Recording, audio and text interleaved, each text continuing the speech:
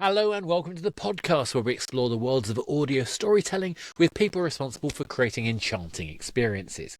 I'm Oscar, he, him, and I'm on a podquest to learn everything you wanted to know about audio drama and actual plays, but never dare to ask. And today I am delighted to be joined by the eloquent bard himself, Johnny. Johnny, tell us a little bit about yourself and what you do.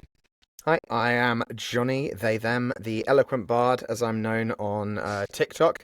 A little bit about what I do. If I'm explaining it to people my mum introduces me to, it's I make funny noises in a very small room. Uh, but And you're in for the, said funny small room right now. I am in said funny small room, which at the moment is kind of like a very well padded oven. Yeah. Um, yeah, no. So I started out as an actor when I was very, very young. I was like 7 years old when I started Oh, wow. professionally acting, and then from there went on to do it at, like college and university and so la la la la. And it was later on I kind of realized that although, I enjoy doing it on stage, I enjoy aspects of film, I Yeah. really, really love like voice work and, Mm, whether that's creating voices for characters and then getting to play them, wacky kind of zany animated characters, mm, or whether it's playing something that's a little bit closer to my own voice but doing it more dramatically. mm. It's something I just really love doing. And Yeah. it's a community that I enjoy as well. And you do this in a number of different capacities. So you've done it in games, hmm you've done it for the audio narrative. Um, have you done the kind of tabletop actual play stuff as well? I You know what? Actually, I have. I was going to say no, but I Okay, yeah, have. because I knew No, it's I not something I know you for, so I had to ask the question. yeah. No, so it's not something that I've kind of done like a lot of. I Hmm, play D&D like regularly. I've been playing for about 5 years now. good stuff. Um, but in terms of like actual plays and things like that, I did get hired by a company called Ian Publishing, who are Hmm, amazing if you're into the TTRPG space. Definitely look them up. Um, they hired me for a couple of actual plays that they ran, to kind of go through a new system that they were doing, and that was really fun. And I did a couple of those, and yeah, really enjoyed that. But it's not something I've really like explored massively, purely because like my main focus is on acting for video games, acting for animations, and audiobooks as well. yeah. So I have ADHD, so if I focus on something other than the main goal, which is very easy to do, I will get distracted. But I think we're both in this camp. So let's think about this. So you've got into the acting thing very early on. You found hmm your kind of niche with your voice in the various forms, and sometimes that's kind of like creative performances. Sometimes that's diving into the sort of emotional aspects of storytelling.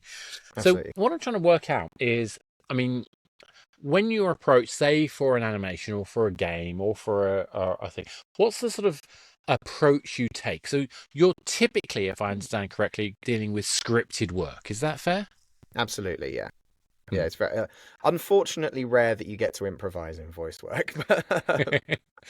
Well, apart from the kind of barks, which is obviously a thing we'll Yeah. get into in a bit. But so you're given a script.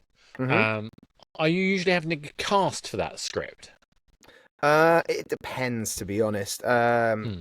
Large productions, there'll always be an audition, Yeah, unless you're. Well, to be fair, even Troy Baker actually had to audition for Indiana Jones, so yeah, none of us are out of the weeds with it. Um, with some smaller productions, especially like indie productions, sometimes you'll literally just be approached, or if you yeah. have a pre-existing, relationship with them, they might be like, ah, I know Johnny can play that role. Yeah. Um, so it really does depend, but 9 times out of 10, if you're doing like a AAA, for instance, you are auditioning. Yeah, it makes sense. Makes sense. Yeah. And so, what's the process you're going to go through in terms of, for people who don't understand, if somebody's Yeah. coming at this, because a lot of the people that I'm talking to are kind of like they're doing their first podcast or they're doing their Sure. actual play, and some of them have been doing it for years. But I think what we're coming from here is you're coming at it from a professional acting point of view, hmm where you've got scripted pieces, you've been through auditions, you've been cast, you're now going through the process. What's the sort of steps to make that kind of capture process happen? So Okay, so I mean, well, starting with the audition, let's say. Yeah. Audition, you get no information. You know, casting directors will try and give you as much information as they can, but especially if, Yeah. there's a lot of NDA stuff, you will, Yeah. get little hints here and there, maybe. Especially the bigger games. Yeah. Yeah, 100%. Yeah. You might learn what accent they want. You might get, they're kind of like this, or you might get some voice references even. Okay. Um, and I think the biggest kind of like tripping point for a lot of especially new actors is that they will, either try and mimic those voice references or really try Yeah. and like hone in on exactly what these people want. Mm. No one knows exactly what they want. And it's Well, in some ways, they know what they don't want, and it's probably those references. If you get my drift. a lot of the time it is, you know. Do you know what I mean? It's like, because that's the closest they can get to the feeling. But if it was right, they would use that, Yeah, wouldn't they? exactly. If Colin Firth was right for the part, they'd approach Colin Firth's people. Precisely. But it's trying to both mimic those voices, and it's trying to give people what they want when they're not entirely sure what they want anyway. Yeah. 9 times out of 10 in a casting process, we'll know it when we hear it, Yes. and it's literally as simple as that. And it's part of the thing that kind of keeps you going as an actor as well, because you're like, even if you're not getting the roles, or it's been a while since you've got a role, for instance, it's mostly not your fault. Like 9 times out of 10, it's just you weren't right for it, and there's just literally there is nothing you ever could have done. So thick skin is a very important thing here. 100% thick skin. Having a good kind of knowing that your process is good as well. And if you can find fault with your process, if you can find fault with what you're doing, then obviously fix that, But in terms of, if you are confident in what you're doing, if you're confident in your output, if you're confident in the way that you work, then you don't need to take it personally. Yeah. But back onto the actual question. The process I would go through, essentially, first thing first, just read the script. Get that script into your head and see what it feels like. Run it a couple of times dryly and see what emotions come up for you. I always record my dry runs as well, just because sometimes you'll dry run it and you'll be like, I think that's it. Okay. Sometimes and you just when you're it. saying recording here, and the reason I'm asking, I'm jumping at this point because I'm getting the impression that there's a trend that a lot of this work is being recorded at home for a lot of actors and then shared rather than you going into a studio. Is that the case? For auditions, mostly, yes. Yeah. I've done maybe 1 or 2 studio auditions in my life. Okay. Purely because it's easier. And why would you now? Well, exactly. People can record on their phones, Yeah. And sometimes they want to share direction, which is fine. But you can do that remotely. But like, my first VO role was Assassin's Creed, and I literally just recorded that on my phone as an audition and sent that off. So they don't don't care about quality. Well, I mean, they care about quality in terms of what you're doing, but they're not too worried about the quality of the actual audition. Well, they're not using your audition tape, are they? No, they're not going to use that. Like, as long as if you're recording at home and you have a home studio, I would advise using it for the auditions, unless there's like some mitigating circumstances to why you can't, because then at least it shows, this is the quality of my space. Yeah. But in terms of, but in terms of like just throwing an audition out there, just do it on your phone if you have to. Like, if you've got the equipment, use it. But yeah, like process wise, I will kind of give it a few runs, see what the general feeling is, and then I'll kind of dig a little deeper into the character. And that might include creating a character voice. It might include it will usually include finding their kind of emotional process through this script, whether it be their needs, or whether it just be, finding their emotional kind of sticking points for the lines that you're given. And then I'll go from there. And if I get the role, then you work deeper with it, and that very Mm. much depends on the budget and the time that the director is spending on it. Whilst you're here, don't forget to check out our actual play, The Anything Could Happen show, on YouTube and all good podcast sites, where I put my guest players through no-win scenarios with limited information and always against the clock, and of course, where anything could happen. There's some sort of yellowish liquid here.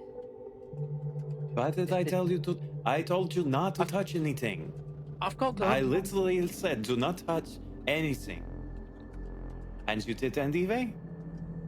You want your fingers to fall off. I'm wearing gloves. Gentlemen, just we're here to try and solve this problem together, right? It's very dire. We're Yes, reaching got it. a low level of air, of course. Tension is high, but let's remember we're in here to, save our lives, save the cargo, and understand what happened here. And I suppose this is the difference between someone who's an Amdram person like me. I will just say stuff, and I'll try to do a voice, and then I can never keep it. So why do I ever do a voice? It's stupid. But like I say, I'm never going to be doing this stuff properly. Whereas there's a lot of people out there who are genuinely kind of trying out this thing. Are there any tips that you would give them in terms of how do you find that kind of tone, that kind of emotion for a character? In terms of because the tone of a character is very much set by the script. Yeah. Primarily, anyway. Sometimes it can be warped by the performance. Yeah. If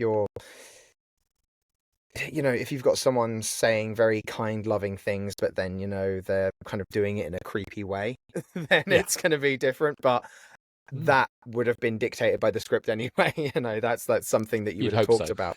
You would hope so. Well, no, you never know. I imagine that's the sort of thing that suddenly comes out of left field, and the director goes, "Oh my god, that's the thing I was missing."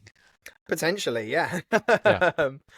But in terms of summoning up the emotion, a lot of it depends on just how you work as an actor. I always say to people, if you want to go into voice acting, you need to learn how to act, because it's just acting at the end of the day. It's all acting. There's no real such thing as voice acting, if I'm honest, because you're doing the same thing you would do if you were doing film or theatre. It's just done in a slightly different way. If you do theatre, for instance, you don't say I'm a theatre actor. You say I'm an actor. But theatre is as different to film as voice is to anything else. Yeah, but I think you said this to me before about the physicality of the process. That you are still physically performing. You might not be thinking about your physical position in a stage like you might if you're theatre acting, but you're still having the physicality of the reaction, the motion. Because I can't. I think this is you saying this to me, but that in order to make that convincing, it was a while back. Make that thing convincing, it's got to be felt. Is that a good way to put it? 100%. Yeah, you can't fake your way through it. Some people. I've known people who've tried to charisma their way through line readings or fake their way through things, but you can't fake real emotion.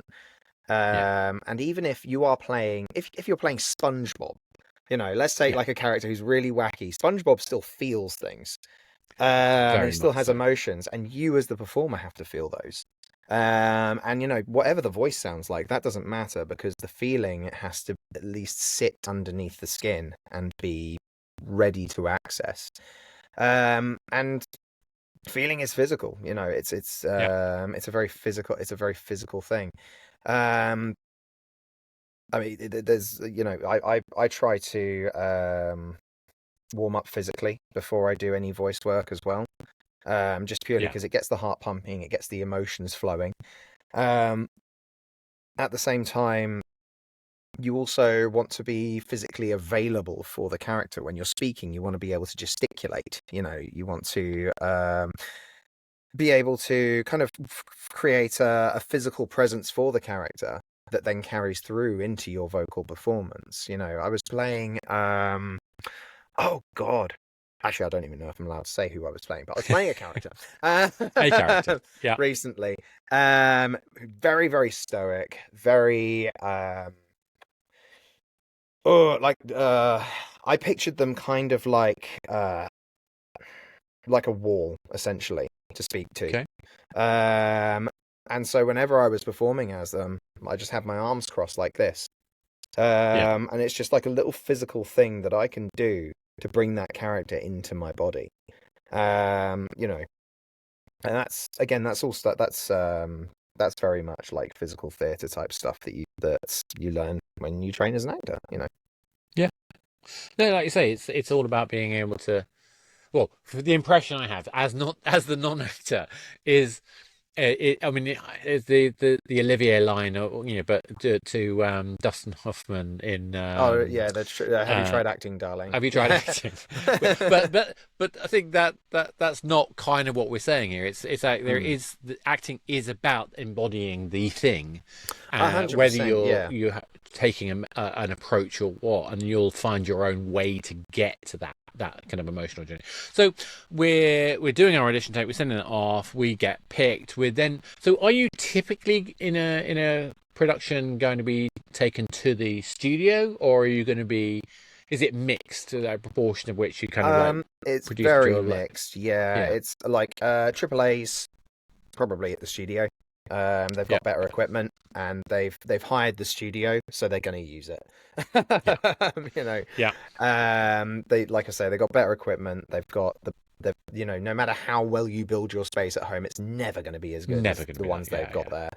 And often as well, like for instance, OMUK, they've built this kind of like black box theatre thing.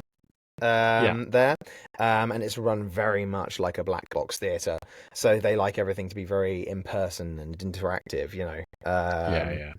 But 90% of the work, I would say, is done from home studio, just purely based on, you know, the budgetary requirements of stuff. You know, if you're doing an explainer for, you know, like Autoglass or someone, they don't want to pay £2,000 a day just for a just for a studio. So Why would they?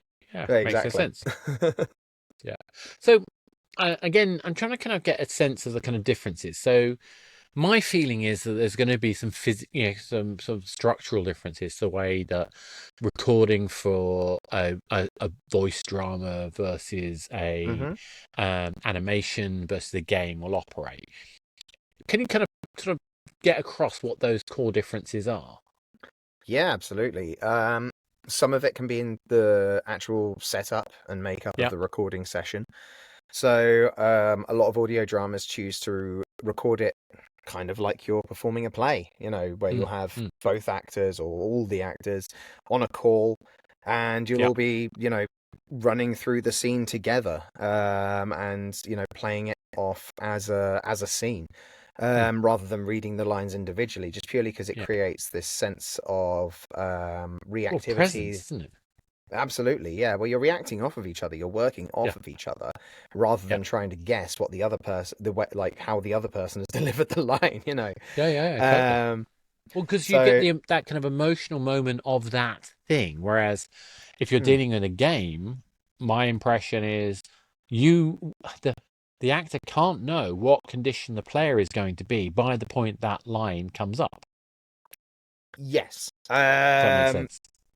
I think on it, yeah. I can't. Do you mean in terms of like the way that the player is kind of like interacting with them? So you know? a player might come across a particular moment in the game, having just had a fight scene, and they would expect a different emotion from a character that they're talking to than somebody you've just strolled up to, because you managed to skip the combat. If that makes sense. I think that's. I don't know if people are building that into games. They should. Like Baldur's Gate, for it, they've missed a trick with that on Baldur's Gate, because like when you get beaten up, you have bruises and stuff like that as well. So like that'd be, oh my god. But it's not, I think it's something that's just kind of expected, because it's I think it's about a suspension of disbelief, if I'm honest. With that, it's a case of, you know, people know it's a game, and as much as emotionally invested as you get with the characters, eventually you realize that, you know, they're not always going to comment when you've had the shit kicked out of you. Yeah. They're not going to, But there are so- techniques we use to do that moment anyway, because this is where we'll talk about barks and stuff like that later. But I mean, for me, that's a style of writing where Yeah. it's more emergent, whereas a script that is a linear piece will have you'll know the person you're speaking to at that point. Yeah, I think most scripts these days are taking a more non-linear approach. Yeah. You'll end up doing oh, excuse me. I've done a couple of games recently where I've had the same line over and over again, but it's very different intonations depending on how your how your interactions with that character have gone. And you've also got I've done linear pieces as well, where it's literally just here's the line, here's how we want you to say it.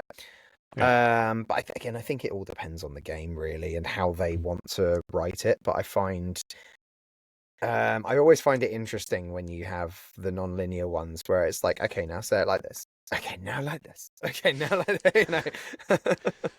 Yeah, no, I totally get it. So, back to this kind of principle. So you've got the scripted the scripted version of experiences, and sometimes that's with the other, the other actors. Yep. You've got for something like a game or an animation, Mm-hmm. you're not seeing what's going to be on screen. I assume. It depends. Yeah. Games, no. Like that's because now they've got the lip sync technology and stuff. Yeah. So, audio comes first, and then they do the visual. But in terms of animation, sometimes with animation you'll have to lip sync. So you'll have your script here, you'll have a screen here, and you'll be watching one while reading the other. And so especially if you're doing like an anime dub or something like that as well, because you've got to watch the lip flaps, which is always so fun because they're speaking Japanese. So the lip flap, you have to match your lip flaps as closely as you can to that like Japanese dialogue, which it's one of the fortunate things with anime, and I think I heard this is why anime is built the way it is, like why the characters are drawn the way they are, is because the lip flaps are never exact, even to the Japanese, and so it's just like it creates this really kind of like people expect an inexact kind of thing to happen. So the inexact is cool. Yeah, it's the norm.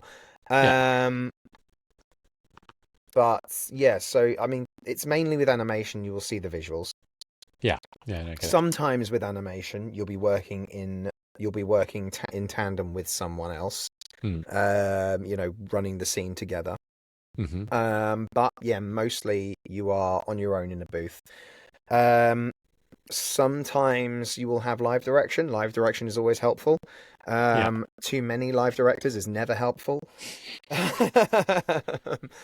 Which I have experience. We've got 15 people in the room and they all have an opinion. Literally, that's going to work.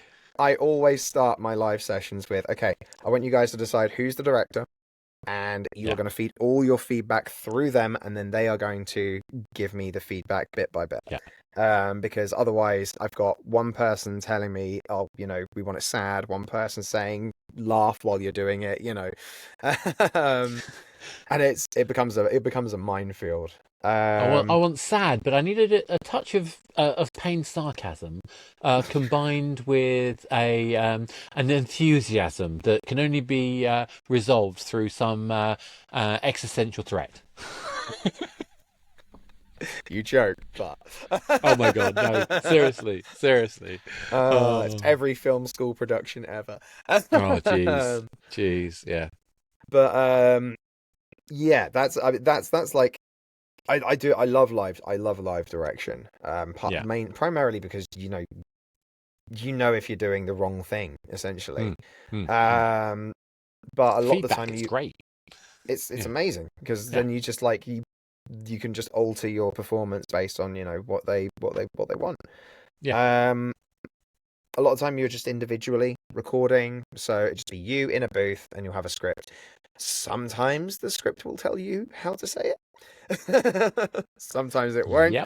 A lot of indie studios, a lot of people just learning how to do this, which it's completely forgivable. What I will usually do is I will say, I mean, to indie game devs, I will say, don't be afraid to direct people. So, if you've got a lot, I actually have a blog on my website where I put a blog post up of just how to write a voice acting script, because Well, so let's go many into people that. don't know. Yeah, but what are the key things? If you had to sort of describe 3-5 things that. The key things I would say for video games, this is and part maybe animation. For video games, I would say Excel spreadsheet. Number one, never a Word document. Um, We've got to love a spreadsheet. Yeah, love a spreadsheet. Hate making them, love reading them. Number two, use it to help you, because if let's say you're editing and stuff, and all you have to work from as an editor is just a kind of script as you would expect it in like a screenplay or something like that. It's going to be so unhelpful for you as an editor. Whereas, like if you were doing a film, you would have a shooting script. Make this your shooting script. So you can take a line, you can label it for yourself. So when you cut it out, you've got that label there, and you know what line that is, and it makes your life 1,000 times easier. It makes our lives 1,000 times easier as well, because you can then have the line, who it's directed to, how you might want it to be said. You can put interactions in there of like maybe what has just been said to you. There's a lot of information that you could get into that spreadsheet that you can't get in like a screenplay, let's say. Yeah, totally. I think you made a really important point there about labeling. I think people are coming at this stuff fresh. And the reason I'm saying this, even though a lot of the context of this podcast is around audio drama and actual plays, and obviously an actual play isn't typically going to be capturing this stuff, I think there's lots of lessons that can be learned. So, for example, you talked about labeling. Just how critical is labeling to kind of animation and games? So important. It just is like, it just makes your life easier. If you've labeled your, let's say you've got your audio and you just label it audio 1, 2, 3, 4, that's not helpful. No. If you've got it labeled POS 2, 3, 4, and you have that as a reference to a specific line in a script, you know exactly where that thing goes. It's the difference between, and you can still work with audio 1, 2, 3, 4. It's just going to take you 4 more hours to do the one thing. Well, to me, it's finding the thing that I want you to say these things, or how am I going to find the thing that I need you to say, especially later on when you realise, I'm going into sort of games logic, but and frankly, this isn't a field I've done, but from what I've observed and friends of mine have talked to me about, often you end up with a thing, I need them to say this now. Haven't we got that recorded somewhere anyway? It's over here, and now I found it. Now I can find that file. Now I can put that file in. That process just becomes so much easier, particularly where you've got people saying similar things a lot. Yeah, it's about thinking about your work, your work stream. Like, I have the same thing as an actor. I have to think about my work stream of get a script. Okay, how am I going to approach this? And then working through the script using the process that I've learned. And it's the same. Sorry, I got a bit of a cold coming. It's the same process for anything, especially creative work. It's all very, it's great to have the idea and have the ability to put that idea on paper or into, visuals and stuff like that. But you need a workflow to be able to do it satisfactorily and properly and in a way that isn't going to make you want to put your head through a wall. But so when we're talking about kind of like scripted pieces like an audio drama, is that easier for you than the piecemeal material that you end up making for because I get the impression for animations and for games, you're typically doing a much sort of smaller piecemeal kind of moments and repeating them and different tones for those things, whereas I get the feeling that doing a drama is typically going to be more kind of a flow of a scene rather than the components of the scene. Is that right? Definitely. Yeah. I mean, it's definitely more, it flows more 100% because you're playing the whole thing through and, you're wanting to, what you're aiming for is essentially a stage performance, which is always fun. Every actor loves the stage. Mainly because the audience is right there to tell you you're good. But Yeah. Let's be honest. It's my acting teacher. He had a great like little saying, and he was like, just it was at the one of the old theatres that he trained at. They had this picture of them at the very end of Cyrano. And they it was all the actors on stage at the top of the bow, arms raised, ready to just dip, and the audience is on their feet clapping, and he was like, "That's what it's all about." Yeah, I was just yeah, that's fair. That's absolutely fair. I get it. I mean, I love doing, as you know, I love hosting conferences and things like that. I get, rather than acting, I get to talk to great people, which is kind of what makes me excited by it. But you can't ignore the fact that there's something about that audience that makes that meaningful. Yeah. Well, you don't perform to an audience of one. You perform for everyone in the audience. Yeah. And you have to treat your work that way, that you're not just, this isn't just for you, there is an audience out there that you are catering to. And I don't mean in terms of, delivering it for fan service or anything like that, but it's to kind of remind you of the fact that what you're doing is important because it's bringing something into people's lives. It's bringing art into people's lives. However, that art is, received as another matter, but no, completely get it. So in terms of, obviously you've worked on multiple games, animations and stuff like that. Are you? So what I'm kind of wondering about the thing about a lot of the audio dramas, particularly where they're episodic. There's a continuation. There might be new series and things like that. Do you get the equivalent in a game or a animation context, or are they typically handled as completely separate projects? What do you mean? Sorry.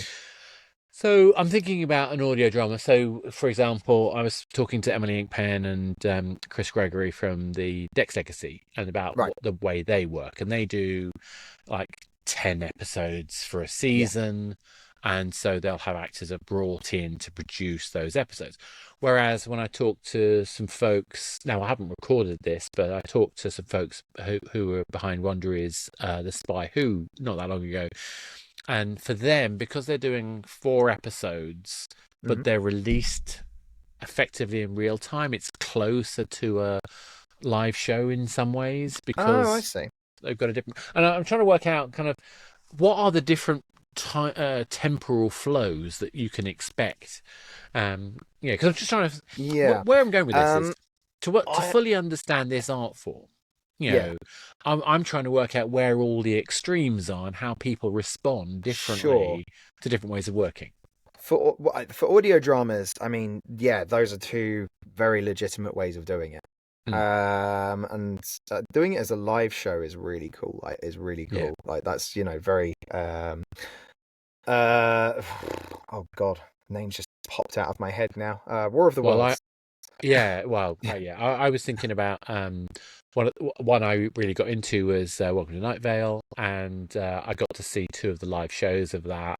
And there's something magical about seeing that show perform live, and you can see that the cast absolutely love doing it as well. Yeah, well, you're getting the genuine reaction as well. You're getting the reaction in the moment, as opposed to which one has been selected.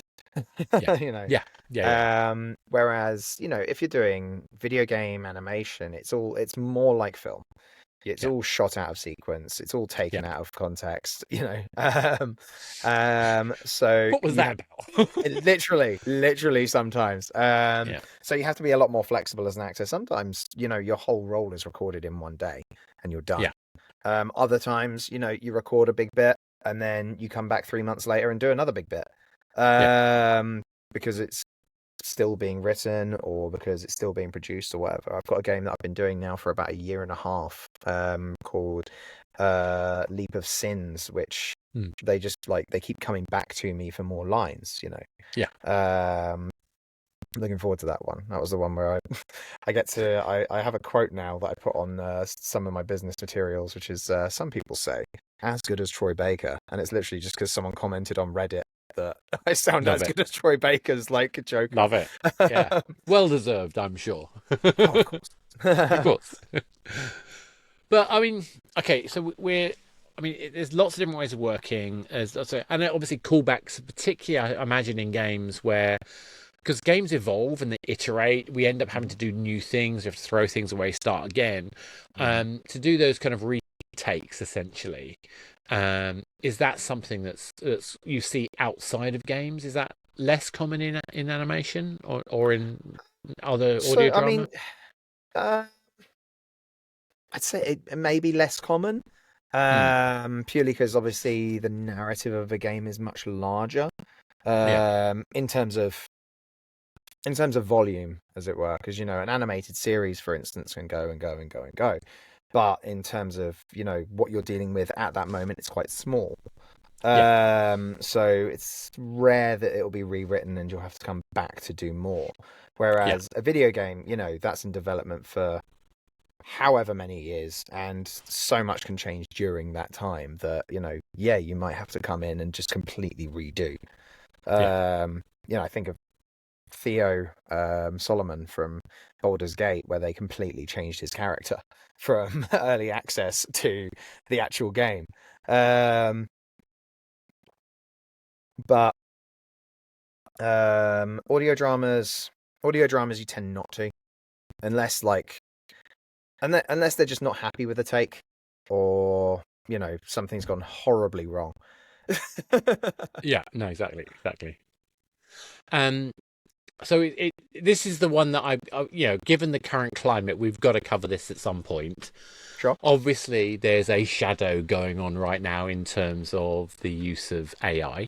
And I mean, I'd be interested to know. Well, obviously, I suspect I know your kind of take on it, but I'd be interested to know kind of how big a deal is it right now? How big a deal do you think it's going to be? Right now, I don't think it's as big a deal as people think. I think the thing that people are worried about is the future. Yeah. And especially with, it's not a question of whether it will replace us, because it can't replace us. Especially with the live stuff. Yeah, it physically can't replace us. Yeah. The question is more, how is this going to affect our living? Because we all know, because at the end of the day, artists are going to do what artists do. Capitalists are going to do what capitalists do. Which is being... and, if they think that, look at Coca-Cola, for instance. They brought out an AI ad because they thought they'd save a ton of money. It looked like dog crap. But they still did it because they were like, let's save a few bucks. My hope is that enough people realize that they can't get the same, they can't get the same thing without human production. There's no reason that AI can't be used somewhere within the work stream. Whether it's I know there's 3D graphics studios, for instance, who use it to help them procedurally generate things. And it's literally just a case of, this is something I could do, but this saves me 7 hours. And it's a question of, would this game get out or not? Yeah, I think there's a difference there. I mean, and it's a tough call. The AI isn't it? Doing, it's not taking away their job. It's being used in the same way as like a video editor, video editing software, rather than you having to take bits of film and tape them together. Totally. But in terms of AI voiceover, I don't like it anyway. Not just from the perspective of a voiceover. If I'm on TikTok and I hear an AI voiceover, I scroll on, because it just hits my ears wrong. It's that emotionless kind of drone that they have, where it's like, have you heard about the girl with the one leg? Where it's just this forced intonation. This was amazing, and we are so excited. I actually had to do an audition recently where it was an AI, and I did two. I did one where it was, very hello, Dave, and one where it was I'm sorry, Dave. I can't do that right now. yeah, Yeah. literally like I did one where it was like that, and then I did one where I was just like, I'm going to be a TikTok AI. Just to see, Look, I've dabbled with the tools, and I did find it really unnerving how close a particular AI tool got to my voice, down to my pacing and my intonation, Sure. and that is incredible. But again, like you say, I think there's this. All it can do is do what you've done. It can't think out. It can't It can't express think what outside you the box, want it to be. Yeah, yeah. and it can't. The thing is, all you can do is write prompts for it, and Yeah. hope that the AI is able to understand them and comes out with the thing that you Yeah. want. And after 30, 50, 100 tries, it might. Yeah. If you're speaking to a human being and you go, can you do it more like this? They're probably going to get it one or two goes. Yeah. And then But there's the other But they're also aspect going of to it. bring an array of experience of how to communicate emotions that if you're not an experienced actor, you're not going to know how to do. And they're going to create moments as well that you maybe didn't think were going to be moments, or they're going to. There's going to be something. Like I always point to this. There's a movie called Warrior. It was just like when that come out, I think it was like 2010 or something. It came out. Oh, okay. Kind of an old movie See, now. But I went straight to the 70s, 80s Warriors, which is no, Warriors. fantastic film. Warriors. Yeah. No, this is a Tom Hardy, Joel Edgerton, and Oh, a Nick Nolte movie. And there's something it's about like they're MMA fighters, and they're brothers, and it's a great movie. It's a really good movie. But there's something in Tom Hardy's performance where, give it to an AI, for instance, or a lesser actor, and they might just play it tough, grizzled, like hard guy, doesn't say a lot. Yeah. There's something Tom Hardy does in his performance something that came from deep internal that you couldn't replicate it if you tried, that is very much like this kind of frightened little boy in his performance, which nothing's said on the surface, but there's just something about it when you look at him and you just go, he's just a little boy who needs a hug from his mum. That's it. And that's so powerful. It's so powerful, and it's something that human beings just bring to performances and it's what we do naturally because we reach into those experiences, whether we like to or not. And I think that's absolutely. I mean, my issue. I mean, for me, I'm actually kind of quite pro the principle of AI for the perspective of how it can supercharge creative people to do interesting things. Sure. The line I draw is who gets paid. Yes. And at the moment, that line is not being cleared up. Well, Disney it's a combination of it's a combination of who gets paid, and who's being stolen from. Exactly. Because at the end of the day, that's what I mean by who gets paid. Yeah. AI can't do its thing without learning from other people. Yeah. From actual human beings and their work. And at the moment, these tech companies have carte blanche to do whatever they want with whoever they want's voice, essentially, or artwork or writing. And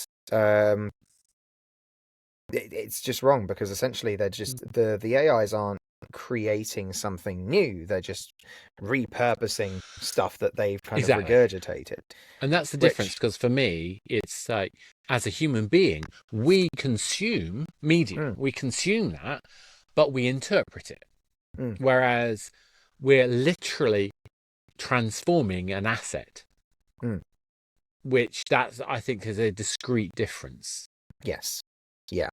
And it's something in the way that AI works, and it's also just thing is, if we had AI come out that was very AI iRobot, or can think for itself, can have human emotions and stuff, I'd be like, cool, let's see what artwork that comes out with. That'd be great. But at the moment, it is very much just an algorithm that is pre-programmed to mimic the idea of thought.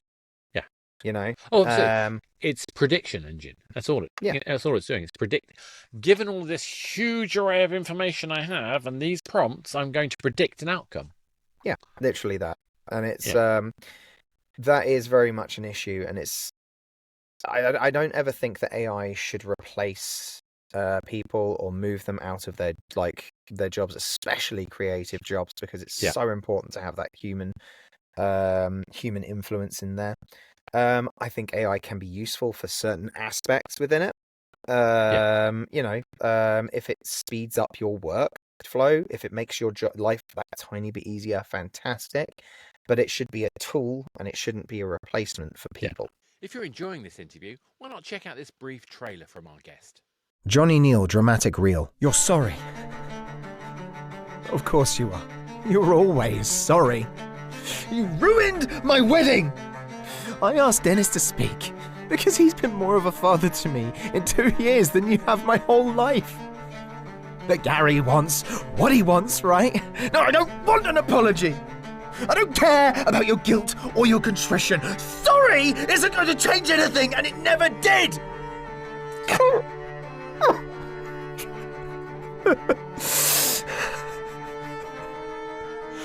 Don't you dare talk about Mum. She'd be ashamed of you. You think I don't know where you were when she died? I knew everything. So did she. I should have let you starve. I should have stood by and watched you suffocate on your puke, you fucking pisshead. But I didn't. I took care of you. And I invited you today because I hoped that for one day you'd snap out of it and finally be my dad. Fuck me, right? This is what I get. This is my thanks.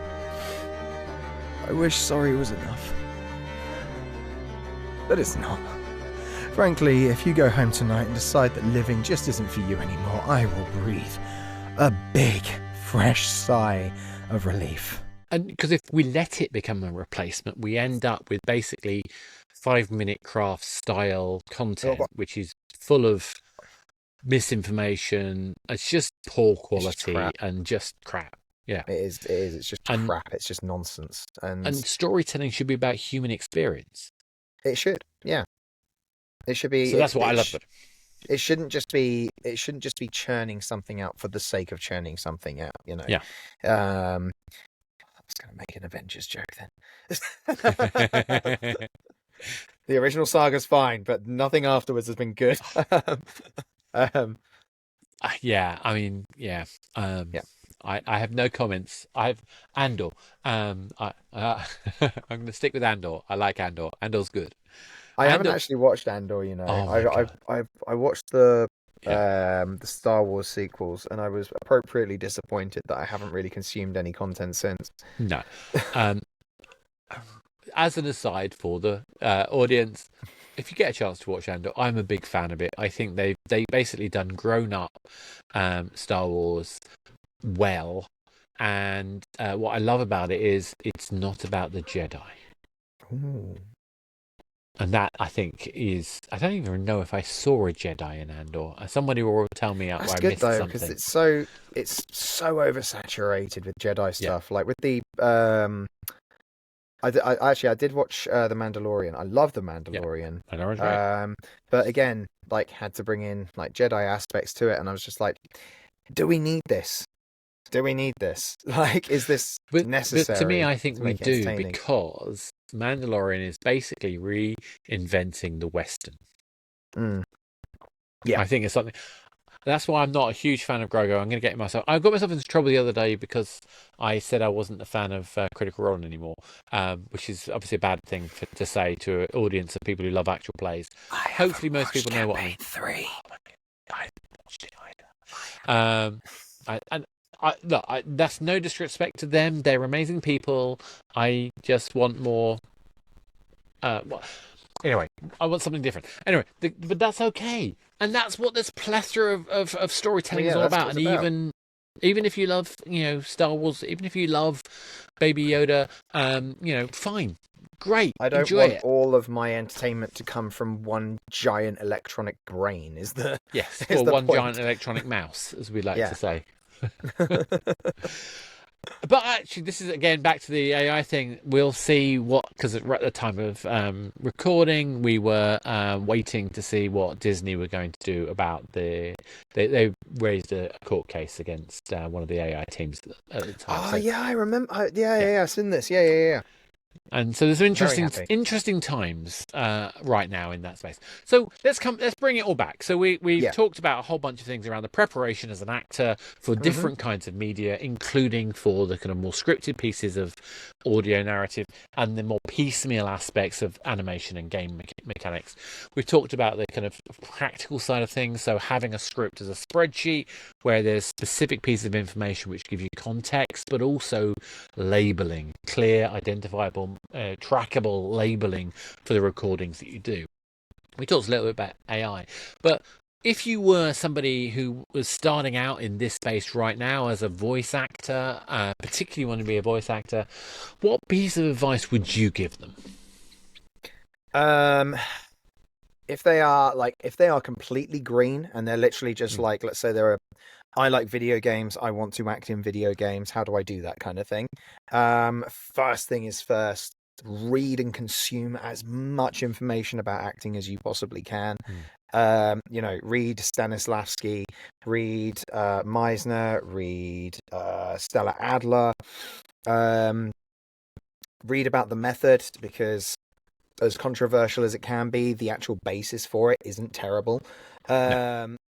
Like, it's just Hollywood that's ruined it. There's a lot of method actors I know who are sane. Read Brecht. Brecht is great for video games. Grotowski as well. And then just expand your knowledge base, essentially. Figure out what aspect of being in acting in video games actually appeals to you. Why does it appeal to you? And then maybe you can figure out, okay, do I want to go more into mocap, or do I want to just be one of the people that stands in the booth? And obviously the same thing applies if you're doing audio drama, if you're doing like you say, responding to animation. I mean, again, I think any understanding any format, and I think even people who are going into actual plays can learn a lot from that process. I mean, it's not a shock to me that the biggest actual plays are people who are actors. Yeah. Well, like Brennan Lee Mulligan is a fantastic improviser. Yeah. And as much as I argue improvising isn't acting, it is a form of, creative expression. That's fighting talk. I had a massive disagreement about this with someone, but it's I always say improvising isn't acting. Acting, but it can help you be a better actor, just as learning to be an actor can make you a better improviser. The two complement each other. Yeah. But yeah, consume those things. Get acting lessons, group acting lessons especially. Then and also learn about the voice as well. Estelle technique. I'm going to get myself in trouble because I can't remember it. Alexander technique as well. Both of those are very, very important in voice work. Just do as many classes as you can to be able to make yourself a better performer. And learn to connect to your emotions and connect to your body. And then from there, like once you've gotten to the position where you feel like your acting is good enough, you can then it's a book I had and I don't have it up here. You can then start learning accents and things like that and branching out, but ultimately you need to get the character of yourself down first, which is the wankiest thing I think I've ever said, but it's absolutely true because a lot of people complain, oh, this guy just plays themselves, in everything. They're not playing themselves, they're playing the character. But that doesn't mean that they have to put on a funny wig or a walk or a voice. Philip Seymour Hoffman didn't do any of that. One of the greatest actors of the 20th century. Absolutely. Purely because he was emotionally involved in the moment. that he was playing. And that's ultimately what acting is. It's not doing a funny voice. It's not doing a silly walk or anything like that. It's, are you being truthful in the moment? And that's what you want to train for. Yeah, I mean, it sounds like a cliche, but finding the truth in the character is so critical from what I understand. Yeah, my acting teacher would absolutely destroy you. Oh, really? He said that our first acting lesson, 3 people walked out because he broke a bunch of the golden kind of rules of acting. He said there is no such thing as character. There's no such thing as the fourth wall. I can't remember what the other one was, but it made people so angry. Love it. But we should be having these conversations. I mean, even in the context of kind of games and obviously. Because the focus of this podcast is audio drama, actual plays, these are the same principles that we should be understanding and embodying if we're going to improve our performance. And we want to improve our performance because we want to have the most entertaining experience for the people who are going to listen to it. 100%, yeah. And I think more and more people are learning that, acting in video games is acting. And, not just respecting that, but also, working toward that level of ethic and kind of it's being considered far more of a legitimate kind of form of expression, whereas I think go back say 20 years and I think they all thought it was making silly noises and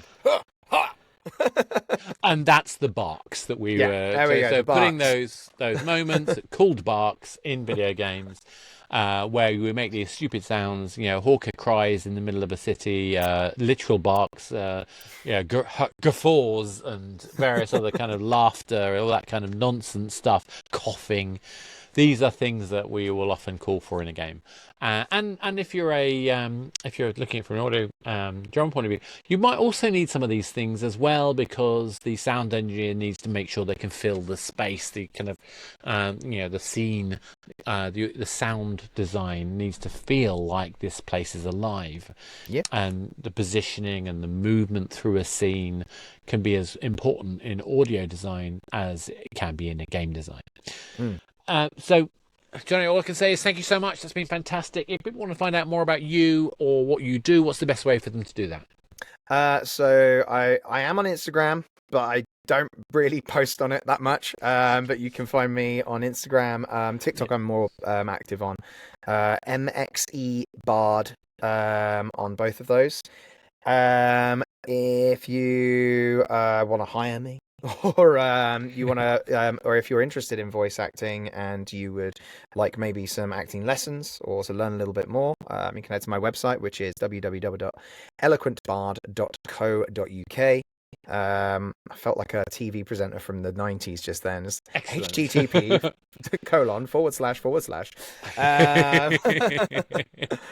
// And I'd be absolutely happy to chat to anyone who's looking for either voice acting lessons, or if you are in need of voice acting, happy to discuss it with you as well.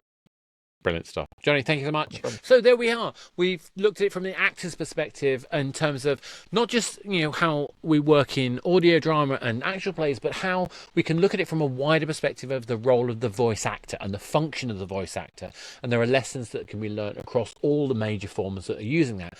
And obviously, the thing that I think's massively impacted the way we look at voice acting for me has been games, and in particular, I think Baldur's Gate 3 has exploded people's attention on the role of the voice actor. I think that it's kind of ironic in some ways that Dungeons and Dragons has become one of the major influences for thinking about voice acting. After all, where are the predominant areas that people are using actual plays? It's from playing D&D style games, the folks at Critical Role and etc. And obviously a lot of those guys, guess what? They work in voice acting in games as well. Still, enough of that. Hopefully you've enjoyed that. If you have, please like, subscribe, share. If you've got comments, please let us know. If you disagree with some of our points, if you think there is such a thing as character or the fourth wall, then please feel free to argue that too. But at the end of the day, what we will be doing is continuing to explore our podquest to learn everything there is to know about audio drama and the amazing people who make it. Thank you very much.